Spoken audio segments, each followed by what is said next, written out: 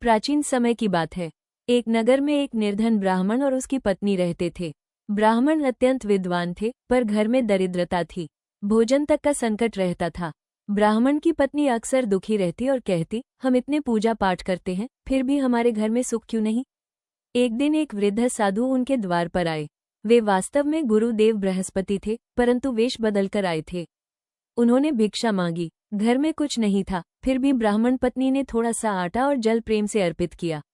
साधु प्रसन्न हुए और बोले, यदि तुम प्रत्येक गुरुवार को मेरा व्रत करोगी, पीले वस्त्र धारण करोगी, चने की दाल और गुड़ का भोग लगाओगी, तो तुम्हारे घर में कभी दरिद्रता नहीं रहेगी।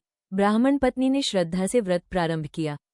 वो हर गुरुवार प्रातः स्नान करती, पीले वस्त्र पहनती, केले के वृक्ष की पूजा करती, चने की दाल, गुड़ और हल्दी अर्पित करती, बृहस्पति देव की कथा सुनती। कुछ ही समय में उनके घर में सुख समृद्धि आने लगी।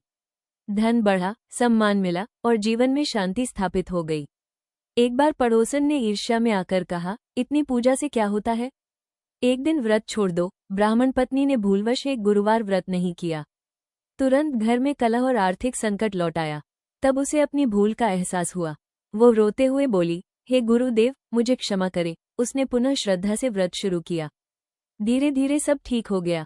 तभी आकाशवाणी हुई, जो श्रद्धा और नियम से बृहस्पतिवार का व्रत करता है, उसके जीवन से दरिद्रता और कष्ट दूर हो जाते हैं। व्रत की विधि: सुबह स्नान कर पीले वस्त्र पहने, केले के वृक्ष या बृहस्पति देव की पूजा करे, हल्दी चने की दाल गुड़ अर्पित करे, कथा सुने, नमक रहित भोजन करे, ब्राह्मण या गरीब को पीली वस्तु दान करे।